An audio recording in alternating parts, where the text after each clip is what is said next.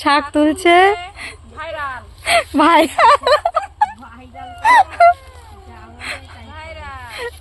এ দেখো কে বলছে, কথাটা শোনো।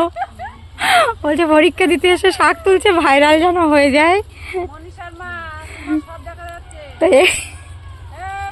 এখানে হেলাঞ্চা শাক দেখেছে, তো হেলাঞ্চা শাক তোলার জন্য ব্যস্ত।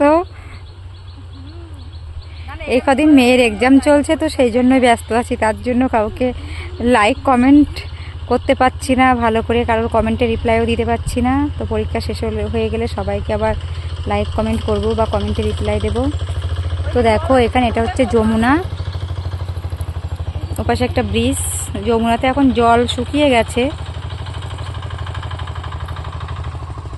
তো আমরা মেয়েদের পরীক্ষার হলে ঢুকিয়ে দিয়ে আমরা চলে এসেছিলাম যমুনার সাইডে।